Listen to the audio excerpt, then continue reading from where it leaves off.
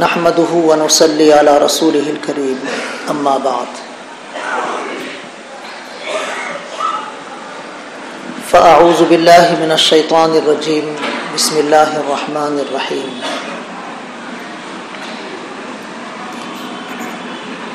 اتل ما اوحي اليك من الكتاب واقم الصلاة ان الصلاة تنهى عن الفحشاء والمنكر وَلَذِكْرُ اللَّهِ أَكْبَرُ وَاللَّهُ يَعْلَمُ مَا تَصْنَعُونَ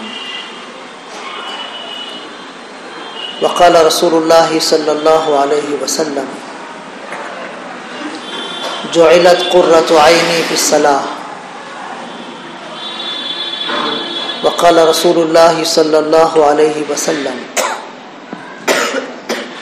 مروا أولادكم بالصلاة وهم أبناء 7 سنين وَاضْرِبُوهُمْ عَلَيْهَا وَهُمْ أَبْنَاءُ 10 سنين أو كما قال عليه الصلاة والسلام۔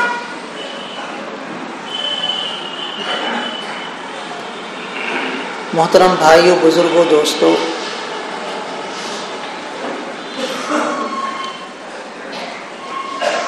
ہمارا سب سے قیمتی سرمایہ،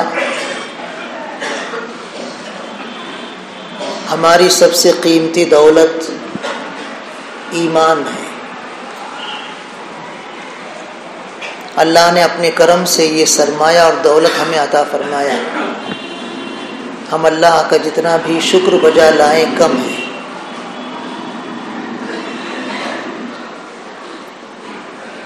قرآن کریم میں اللہ پاک نے ارشاد فرمایا ہے کہ اگر کوئی کفر کی حالت میں مر جائے تو زمین بھر کے سونا بھی اگر وہ دے جہنم سے بچنے کے لیے تو وہ قبول نہیں کیا جائے گا۔ گویا ایمان کی قیمت زمین بھر کے سونے سے بھی زیادہ ہے۔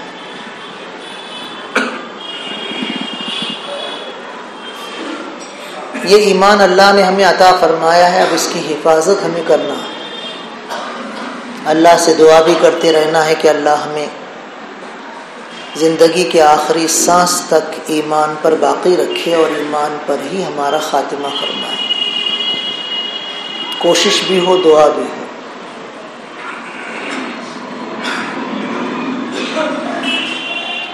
ایمان لانے والے کے لیے سب سے اہم جو عبادت ہے وہ نماز ہے۔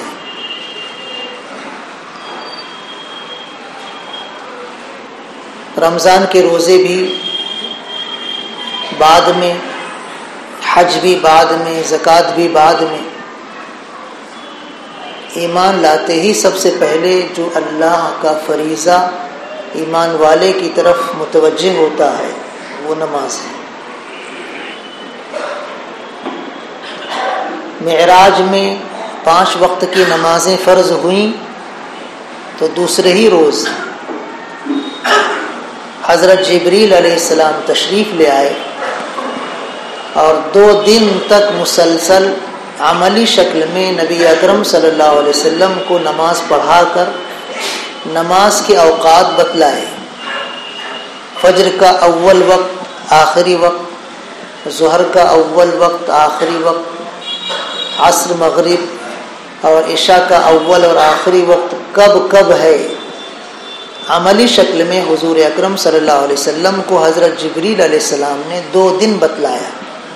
پہلے دن نماز کو اول وقت میں پڑھا کر، دوسرے دن آخری وقت میں پڑھا کر یہ فرمایا کہ آپ کے لیے اور آپ کی امت کے لیے انہی 2 اوقات کے درمیان نماز کا وقت ہے۔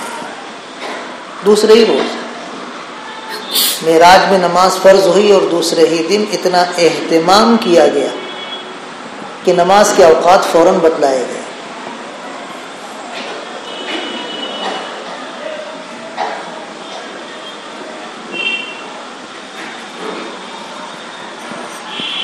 اسلام میں نماز کا جو مقام ہے،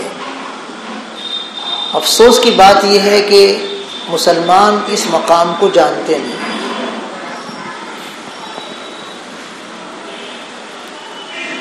کسی بھی محلے میں، کسی بھی مسجد میں، کسی بھی شہر میں 100% نمازی ہم کو نہیں ملتے ہیں۔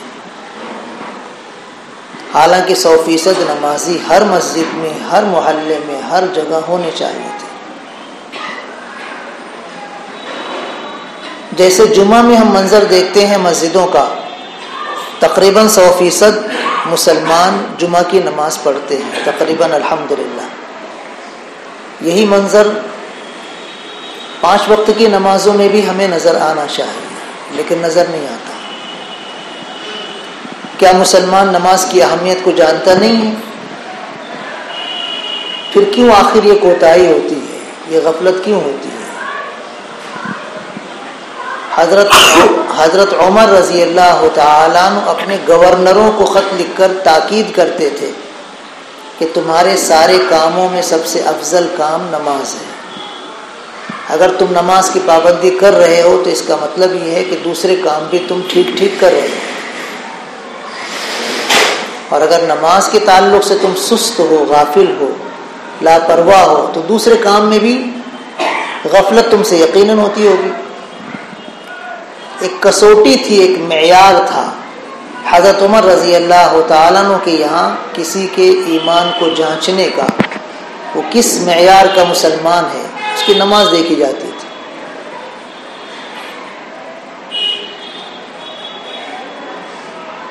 حضور اکرم صلی اللہ علیہ وسلم نے ارشاد فرمایا، میری آنکھوں کی ٹھنڈک نماز میں رکھی گئی ہے۔ ہم لوگ اس کا دعویٰ کرتے ہیں کہ ہمیں حضور اکرم صلی اللہ علیہ وسلم سے عشق ہے، لیکن ہمارا دعویٰ عشق نبوی کا، عشق رسول اللہ صلی اللہ علیہ وسلم کا جھوٹا ثابت ہو جاتا ہے جب ہمارے معاشرے میں نمازوں میں کوتاہی نظر آتی ہے۔ جس پیغمبر صلی اللہ علیہ وسلم کی مبارک آنکھوں کی ٹھنڈک نماز ہے، اس مبارک پیغمبر صلی اللہ علیہ وسلم کے عاشق نمازی کیوں نہیں ہے؟ اس کا مطلب یہ ہے کہ یہ عشق کا دعویٰ جھوٹا ہے، غلط ہے۔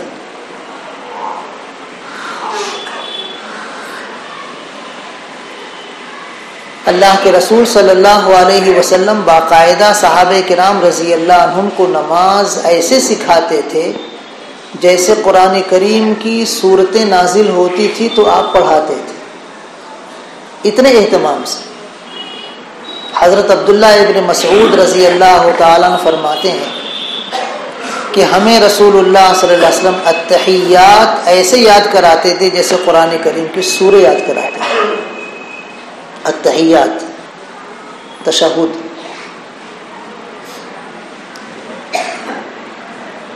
حضور اکرم صلی اللہ علیہ وسلم مسجد میں آنے والے نمازیوں کا جائزہ لیتے تھے، اگر ان کی نماز میں کچھ کوتاہی نظر آتی تھی محبت سے، پیار سے، نرمی سے اس کو سمجھا کر نماز درست کرتے تھے۔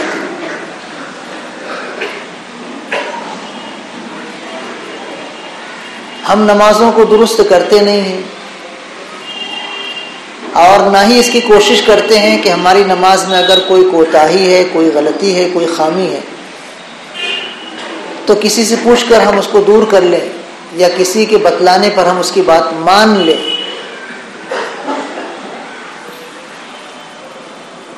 ایک صحابی رضی اللہ تعالیٰ عنہ نبی اکرم صلی اللہ علیہ وسلم کی موجودگی میں مسجد نبوی میں نماز پڑھے، جلدی نماز پڑھ کے سلام پھیر کر آ کر حضور اکرم صلی اللہ علیہ وسلم کو سلام کر کے بیٹھ گئے۔ آپ نے جواب دیا اور کہا کہ تم نے نماز پڑھی نہیں، پھر سے نماز پڑھو۔ 3 مرتبہ آپ نے ان کو نماز دہرایا۔ انہوں نے کہا اللہ کے رسول مجھے جیسی نماز آتی تھی میں ویسے پڑھ لیا، اب آپ ہی مجھے سکھا دیجیے۔ تو آپ نے ان کو کہا اچھی طرح وضو کرو، قبلہ رخ کھڑے ہو جاؤ، اللہ اکبر کہہ کے تکبیر تحریمہ کہو، ثنا پڑھو، سورہ فاتحہ پڑھو، کوئی اور سورہ پڑھو، رکوع کرو، رکوع اطمینان سے کرو،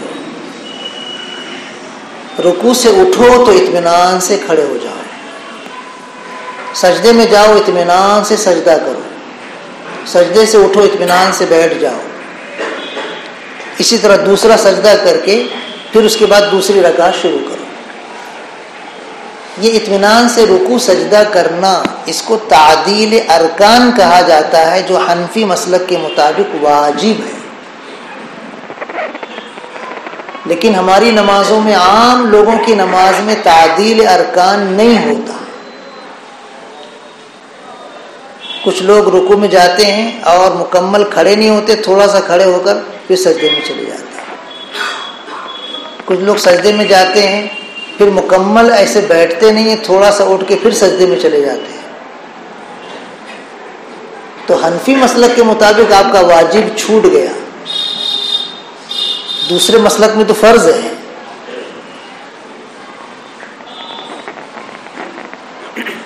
بہت سارے مسلمان آپ کو ایسے ہی ملیں گے جو نمازوں میں تعدیل ارکان نہیں کرتے۔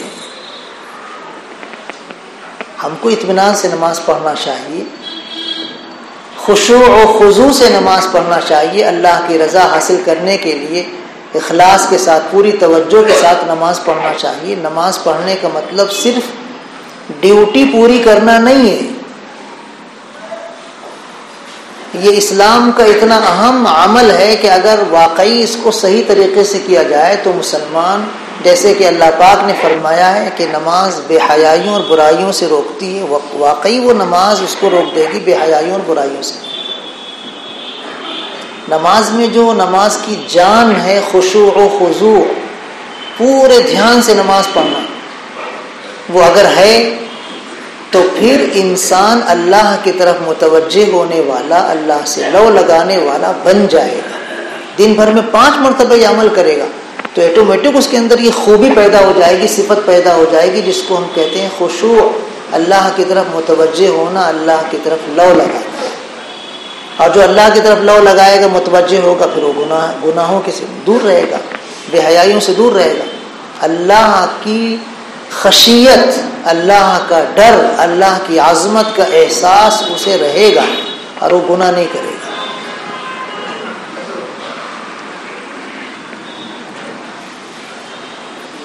ہم لوگ جب نماز پڑھتے ہیں تو چاہے ہم امام کے پیچھے نماز پڑھ رہے ہوں جماعت سے، چاہے اپنی نماز پڑھ رہے ہوں سنت نفل وغیرہ، یا جماعت چھوٹ جانے کے بعد اپنی نماز پڑھ رہے ہوں، ہم لوگ سورہ فاتحہ پڑھتے ہیں نا۔ فرض نماز میں، واجب نماز میں، سنت نماز میں، نفل نماز میں سورہ فاتحہ پڑھی جاتی ہے۔ حضور اکرم صلی اللہ علیہ وسلم ایک حدیث قدسی بیان فرمائے ہیں جس سے اندازہ ہوتا ہے کہ نماز کی اہمیت کیا ہے۔ آپ ارشاد فرماتے ہیں کہ جب بندہ سورہ فاتحہ نماز میں پڑھتا ہے تو وہ اللہ سے گفتگو کرتا ہے، مناجات کرتا ہے، باقاعدہ اللہ اس کے ایک ایک آیت کا جواب دیتا ہے جو وہ قرأت کرتا ہے۔ حدیث قدسی ہے۔ جب بندہ سورہ فاتحہ کا پہلا جملہ، پہلی آیت الحمدللہ رب العالمین پڑھتا ہے تو اللہ پاک فرماتا ہے میرے بندے نے میری حمد بیان کی، میری تعریف کی۔ اور جب بندہ نماز میں کہتا ہے الرحمن الرحیم تو اللہ پاک فرماتا ہے میرے بندے نے میری ثنا بیان کی۔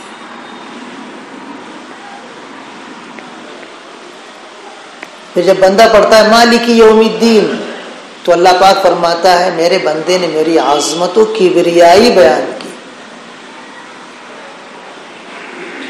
اور جب بندہ کہتا ہے ایاک نعبد و ایاک نستعین تو اللہ پاک فرماتا ہے کہ یہ میرے اور میرے بندے کے درمیان گفتگو کا جملہ ہے، اب وہ براہ راست مجھ سے خطاب کر رہا ہے۔ پھر جب اہدنا الصراط المستقیم سے ولا الضالین تک پڑھتا ہے تو اس میں ہدایت کی دعا مانگتا ہے، نیک لوگوں کے راستے پر چلنے کی، گمراہ اور اللہ کے غضب کا شکار ہو جانے والے لوگوں کے راستے سے بچنے کی دعا مانگتا ہے تو اللہ فرماتا ہے میرے بندے نے جو مانگا میں نے اس کو دے دیا۔ سورہ فاتحہ پڑھنے پر اللہ سے اس طرح گفتگو ہوتی ہے، آپ اندازہ لگاؤ کہ نماز پڑھنے سے ہمارا قد کتنا اونچا ہو جاتا ہے، ہماری قدر و منزلت کتنی بڑھ جاتی ہے کہ ہم اللہ سے بات چیت کر لیے۔ اگر ہم کسی منسٹر سے بات کر لیں، کسی وزیر اعلیٰ سے بات کر لیں، صدر جمہوریہ سے بات کر لیں، وزیر اعظم سے بات کر لیں، تو پھولے نہیں سمائیں گے، زندگی بھر اس کو یاد رکھیں گے، ایک دوسرے کو بتائیں گے۔ وہ تو احکم الحاکمین ہے، وہ تو بادشاہوں کا بادشاہ ہے، وہی تو تخت و تاج دیتا ہے، اسی کے حکم سے، اسی کی مشیت سے کسی کو ملتا ہے جو کچھ ملتا ہے۔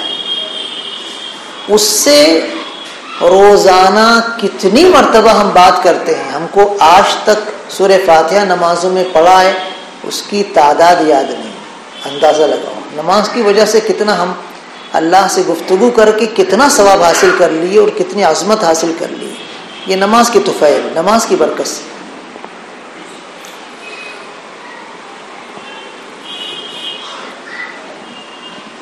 ہم عصر کی نماز میں، فجر کی نماز میں جماعت سے، اگر جماعت میں شامل ہو کر نماز پڑھ رہے ہیں، نبی اکرم صلی اللہ علیہ وسلم کا ارشاد ہے کہ 24 گھنٹہ جو ہمارے ساتھ فرشتے رہتے ہیں وہ ان دونوں نمازوں میں اکٹھے ہوتے ہیں، رات بھر رہنے والے فرشتے اور عصر تک رہنے والے فرشتے، دونوں فجر کی نماز میں اکٹھے ہوتے ہیں۔ پھر عصر تک رہنے والے فرشتے اور رات بھر رہنے والے فرشتے یہ عصر کی نماز میں اکٹھے ہوتے ہیں۔ اللہ کی بارگاہ میں یہ دونوں قسم کے فرشتے حاضر ہوتے ہیں۔ اللہ پاک پوچھتا ہے کہ تم نے میرے بندوں کو کس حال میں چھوڑا؟ تو فرشتے جواب دیتے ہیں، حالانکہ اللہ کو سب معلوم ہے کہ اللہ جب ہم ان کے پاس گئے تھے تو بھی ہم نے ان کو نماز پڑھتے دیکھا، اور جب ہم ان سے رخصت ہوئے تب بھی ہم نے ان کو نماز پڑھتے دیکھا۔ نماز پڑھنے والوں کے حق میں فرشتے اللہ کی بارگاہ میں گواہی دیتے ہیں روزانہ۔ 5 وقت کی نماز پڑھنے والوں کا کتنا اونچا مقام ہے، اللہ کو تو معلوم ہے، لیکن فرشتوں کے ذریعے گواہی دلائی جا رہی ہے کہ آپ کے وہ بندے فلاں فلاں فلاں فلاں، ہم گئے بھی تھے تو بھی نماز پڑھ رہے تھے، آئے تھے ان سے رخصت ہو کر تب بھی نماز پڑھ رہے تھے۔ نماز پڑھنے والے بندوں کے بارے میں قرآن کریم میں اللہ پاک نے فرمایا، انما یعمر مساجد اللہ من آمن باللہ والیوم الآخر واقام الصلاۃ وآتى الزکاۃ ولم یخش الا اللہ فعسى اولئک ان یکونوا من المہتدین۔ نماز قائم کرنے والے لوگ ہدایت یافتہ لوگ ہیں، مسجدوں کو آباد کرنے والے لوگ ہدایت یافتہ لوگ ہیں۔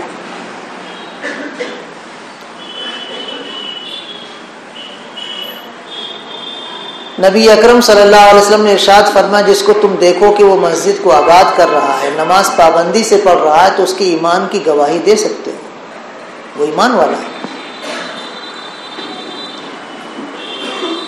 نماز کی اسی اہمیت کے پیش نظر حضور اکرم صلی اللہ علیہ وسلم نے معاشرے کے ہر فرد کو نمازی بنانے کی کوشش اتنی زبردست فرمائی ہے۔ آپ نے فرمایا کہ تمہارے بچے 7 سال کے ہوں تو ان کو نماز سکھانا شروع کرو، کیسے رکوع کرتے ہیں، کیسے سجدہ کرتے ہیں، رکوع میں کیا پڑھتے ہیں، سجدے میں کیا پڑھتے ہیں، قیام کیسے کریں گے، قیام کی حالت میں سورہ فاتحہ پڑھی جاتی ہے، کوئی اور سورہ پڑھی جاتی ہے، وہ بچوں کو یاد کراؤ۔ قاعدے میں کیسے بیٹھتے ہیں، اتحیات ان کو یاد کراؤ، درود ابراہیم یاد کراؤ، دعائے معصورہ یاد کراؤ۔ ان کو نماز پڑھنے کا طریقہ سکھاؤ 7 سال کی عمر سے۔ 7 سال کا بچہ اتنا معصوم ہوتا ہے کہ اس کی کسی بھی حرکت کا ہم ایکشن نہیں لیتے ہیں، جانے تو بچہ ہے، لیکن حضور اکرم صلی اللہ علیہ وسلم ارشاد فرمایا کہ اسی عمر سے تم نمازی بنانے کی کوشش کرو۔ یہ جیسے کوپل ہوتی ہے، کوپل پودا نکلتا ہے، کوپل اس کی نکلتی ہے، بس اس طرح نازک ہے۔ اب یہیں سے تم اس کی تربیت نماز کی شروع کر دو۔ 7 سال کے بچے کو نماز پڑھانا آپ شروع کریں گے، 8 سال کی عمر تک پہنچے گا، 9 سال کی عمر تک پہنچے گا، 10 سال کی عمر تک پہنچے گا، تو انشاءاللہ بالکل پکا نمازی ہو جائے گا۔ 3 سال کچھ کم نہیں ہے، 3 سال کا وقفہ بہت لمبا وقفہ ہے۔ 3 سال تک آپ کسی بچے کو اگر کچھ ٹرین کرتے رہیں کسی عادت کے لیے تو یقیناً وہ عادی ہو جائے گا، یقیناً وہ عادی ہو جائے گا۔ 3 سال بہت لمبی عمر ہے۔ پابندی سے اگر ماں باپ اپنے 7 سالہ بچے یا بچی کو نماز پڑھاتے رہیں، نگرانی کرتے رہیں تو 10 سال کی عمر تک انشاءاللہ وہ بالکل پکے نمازی بن جائیں گے۔ مسلمانوں کے بعض گھروں میں یہ دیکھا گیا ہے کہ 10 سال کی عمر سے پہلے بچے کی عادت نماز کی اتنی مضبوط ہو گئی کہ کسی وجہ سے اس کی نیند کی وجہ سے، سو جانے کی وجہ سے نماز جماعت کی چھوٹ گئی تو بچہ اٹھا ہے تو روتا ہوا اٹھا ہے۔ کیا ہوا بیٹے، کیوں رو رہے، کچھ دکھ رہا ہے تمہارا؟ نہیں، جماعت چھوٹ گئی۔ 10 سال سے پہلے کے بچے کو ہمارے یہاں کے معاشرے میں ایسا دیکھا گیا ہے، بعض گھروں میں اس کو نماز کی اتنی فکر ہے 10 سال سے پہلے ماں باپ کی محنتوں کی وجہ سے کہ نماز چھوٹ گئی نیند کی وجہ سے، جان بوجھ کر نہیں، نیند کی وجہ سے، تو بھی وہ رو رہا ہے۔ تو ماں باپ اگر 7 سال سے 10 سال تک بچے پر محنت کریں تو انشاءاللہ وہ ایک دم پکا نمازی بن جائے گا۔ میں نے ایک اسلامی ملک کے صدر جمہوریہ کو دیکھا ہے مسجد نبوی میں، بچپن سے ماں باپ کی تربیت کی وجہ سے نمازی تھا، تو صدر جمہوریہ ہونے کے بعد بھی نماز پڑھنے کا یہ عالم تھا کہ وہ جب صدر جمہوریہ ہونے کی حیثیت سے مسجد نبوی میں آیا، سیکورٹی اس کے ساتھ، روضہ پاک پر جا کر سلام پیش کیا، سلام پیش کرنے کے بعد آیا پورے سیکورٹی کے ساتھ، ریاض الجنہ میں بیٹھ گیا، ظہر سے پہلے مکمل وضو کر کے آ کر بیٹھ گیا، ظہر کی نماز اس نے وہیں پڑھی، عصر وہیں پڑھی، مغرب وہیں پڑھی، عشاء وہیں پڑھی، وضو وہ روکے رکھا، صدر جمہوریہ، سوچنے کی بات ہے۔ ظہر سے وضو کو محفوظ رکھے ہوئے عشاء تک وہ وہیں ریاض الجنہ میں بیٹھا رہا، نماز پڑھ کے نوافل پڑھتا رہا، دعائیں مانگتا رہا، ذکر کرتا رہا، قرآن کی تلاوت کرتا رہا۔ عشاء کی نماز جماعت سے پڑھنے کے بعد پھر وہ سیکورٹی کے ساتھ اپنے جائے قیام پر پہنچا ہے۔ طالب علمی کے زمانے میں یہی صدر جمہوریہ جب اسٹوڈنٹ سا کالج کا کسی مدرسے کا نہیں، کسی دینی درسگاہ کا نہیں، کالج کا، عصری درسگاہ کا جب یہ اسٹوڈنٹ تھا، طالب علم تھا، اس وقت اس کے ساتھ روم پارٹنر شخص جو مسلمان تھا لیکن نمازی نہیں تھا، اس نے اس کے انتقال کے بعد باقاعدہ اس پر مضمون لکھا کہ یہ جو صدر جمہوریہ انتقال کیے ہیں یہ میرے ساتھ روم پارٹنر تھے طالب علمی کے زمانے میں۔ اچانک ایک رات میری آنکھ کھلی، میں استنجا کرنے کے واسطے اٹھا تو دیکھا لائٹ جلی ہوئی ہے، اور یہ صدر جمہوریہ جو بعد میں ہوا یہ مصلی بچھا کر تہجد پڑھ رہا تھا۔ میں اپنی ضرورت پوری کر کے آیا، 2 رکعت اس کو پڑھنے کے بعد میں نے کہا بھائی صاحب لائٹ بند کرو،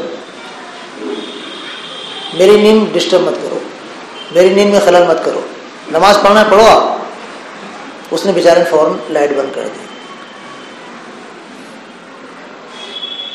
دوسرے روز کچھ دنوں کے بعد پھر میری آنکھ کھلی تو میں نے دیکھا وہی جو بعد میں صدر جمہوریہ ہونے والا تھا، میز لیمپ لا کر، وہ محدود روشنی والی لائٹ لا کر مصلی پر قرآن کی تلاوت رات میں اس وقت کر رہا تھا جب سب سوتے رہتے ہیں۔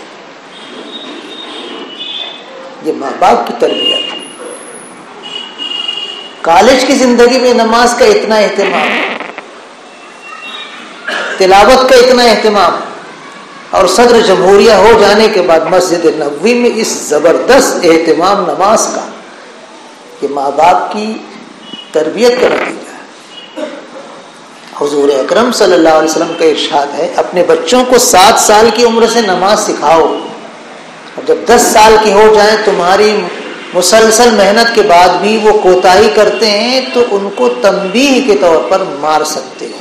حالانکہ آپ نے کبھی کسی پر ہاتھ اٹھایا نہیں، نہ کسی خادم پر، نہ کسی بیوی پر، لیکن نماز چھوڑنے پر اس بچے کو تنبیہن مارنے کی اجازت دے رہے ہیں جو بچہ کوتاہی کر رہا ہے ماں باپ کی توجہ کے باوجود.